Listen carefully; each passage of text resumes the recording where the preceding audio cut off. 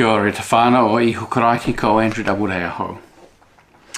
Today we're looking at the Gospel reading for Sunday the 19th of February. It's Matthew chapter 17 verses 1 through to 9. And we'll notice that it's out of order of where we have been in sequence because this is Transfiguration Sunday. So we pick it up at chapter 17 verse 1. 6 days later, Jesus took with him Peter and James and his brother John and led them up a high mountain by themselves. And he was transfigured before them, and his face shone like the sun, and his clothes became dazzling white.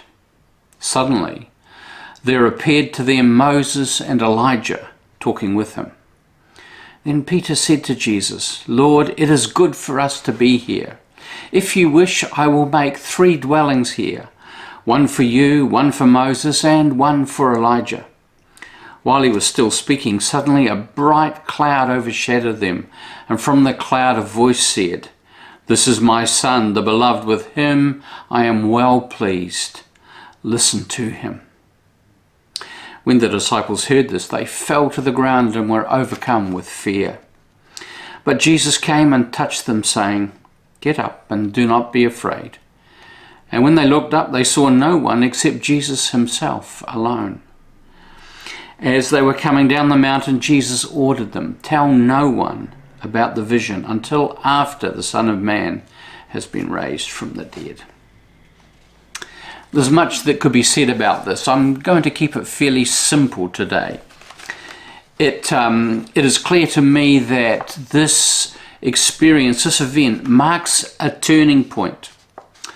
Jesus and the disciples have been based at Capernaum. Now, if you can sort of picture in your mind's eye the Holy Land, you've got Judea and with Jerusalem and Benjamin there at the very south. And then you go further north through Galilee, you've got the Sea of Galilee, and right at the top of the Sea of Galilee, right at the north, is Capernaum. A little bit to the right, a bit to the east, is Bethsaida, and then further up is Caesarea Philippi, and further up is Mount Hermon, and you're on the border into Syria. This is really right up there. And we see from the narrative that Jesus and his disciples were at Caesarea Philippi. They've come all the way north, and it's on the way, as I said, to Syria. And they're on the lower reaches at this point of Mount Hermon. Now, it's my personal conviction that this event, this transfiguration experience, actually happened on Mount Hermon. It is a very high mountain. In fact, it's a monster. It looms large across everything.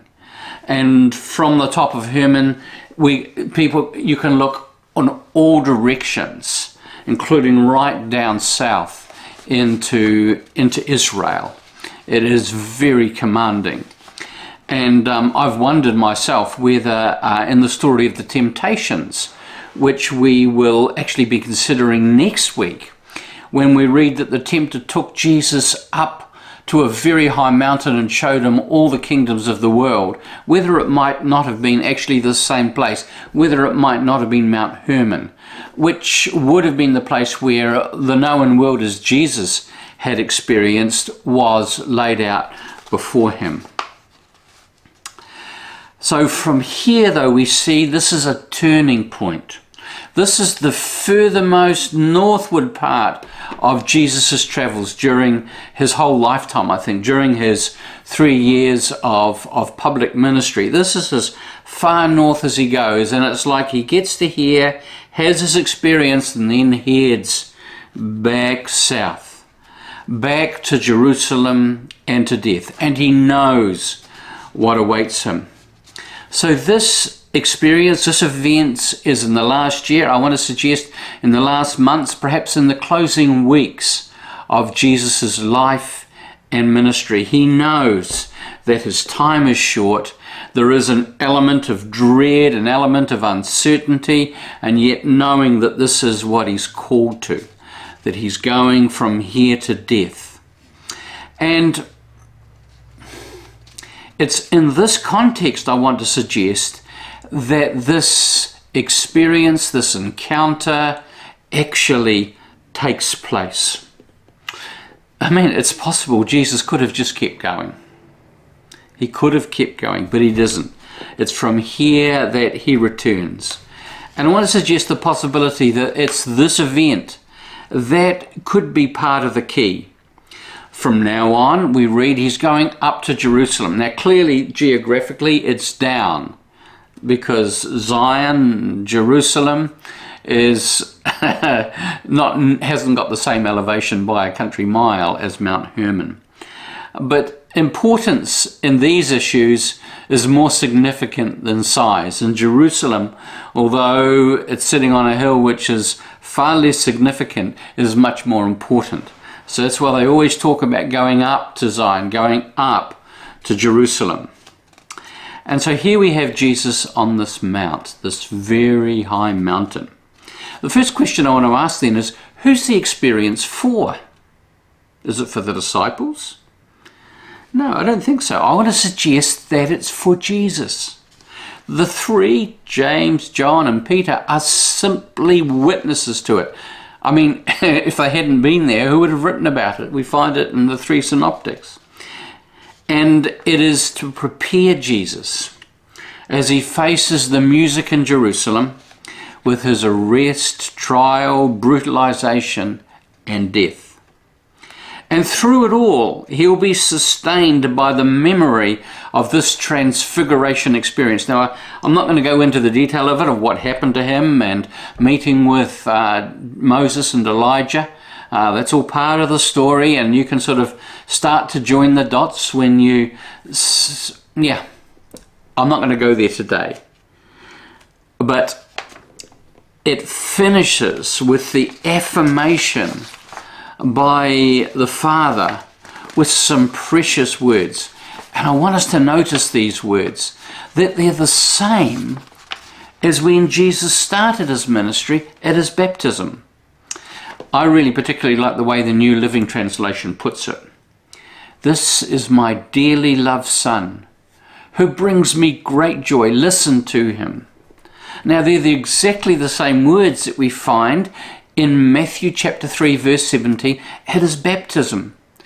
And his baptism immediately precedes his going into the desert for the time of testing, those 40 days. So right at the very beginning of his ministry, right before it actually gets started, he has this experience of affirmation and baptism. This is my dearly loved Son, who brings me great joy. Listen to him. And here he is, as he prepares to face his final testing, exactly the same thing happens. And the same affirmation is repeated. I wonder what that was like for Jesus, meeting both with Moses and Elijah, recognizing that there's an element of transformation that had gone on for him, and hearing those same words as he looks back over 3 years and he knows it's coming to an end, and the Father is preparing him for what happens next. So as he faces testing, I want to suggest, like in the garden, he's strengthened by the memory of this encounter, by the memory of this event, and also on the cross. And he knew that as difficult as it was going to be okay, because this experience here on the Mount was real. We all need some experiences. They may not have been as dramatic as this one. And we need to notice when they come our way. As a young man, I was prone to a great deal of anxiety. People wouldn't have seen it from the outside, but it was certainly very true for me. I experienced huge amounts of anxiety, which at times crippled me. And I could watch television, for example, and watch news items of terrible things happening, and they would deeply upset me. And I could be upset for up to 3 days and just feel so anxious. It was It was truly hideous. And then I remember so clearly at the point where I think as coming up 30, I said yes, finally, to the call to ministry. I had an experience of peace, which I had never known. I'd had fleeting seconds of it, but this was a deep and profound and pervading experience of the peace and the presence of God that rested on me for 3 whole weeks. It just abode, and it wouldn't matter what I saw, it wouldn't matter what I heard, nothing could shake it. And after 3 weeks, it just gradually dissipated, and I returned to being my normal anxious self. But I knew that as I'd said yes, that God had said yes, and God had delighted, and God had said, you're on your way. And I have subsequently always been able to look back to that encounter, to that experience, that mountaintop, that marker post in my life, and know that if there have been times of struggle and difficulty, and they have, that I've been able to look back and say, no, God called you into this. Don't doubt that. It was real, it was true, it was certain, it was sure. There have been others along the way, none as significant as that, but they have been real nevertheless, and they have been sources of strength in times of uncertainty and of doubt. Notice that in the case of Jesus, that both of these encounters happen before times of extreme difficulty. I mentioned the Garden of Gethsemane. And notice that Jesus in Matthew's Gospel is further strengthened in the garden by an angelic visitation. Actually, no, it's in Luke. In Matthew, we find that in the temptation experience at the end of it, he is also strengthened by an angelic visitation. Now, we don't know what that looks like, but we know that it was for Jesus and it was for real. And the reality is that God doesn't leave us without witness, without testimony. That when God's calling us, God doesn't leave us without support and with strength. The truth is that we are not alone. Every one of us has God's call and hand upon our lives. And sometimes it's simply a case of noticing and giving thanks. Knowing sometimes that if it's dramatic, it can mean that there's something big that's ahead. But knowing that we've been given the support and the strength and the grace to be able to face it with confidence, with courage, and with a sense of knowing that God does not abandon us. So, be at peace. God bless you. Amen.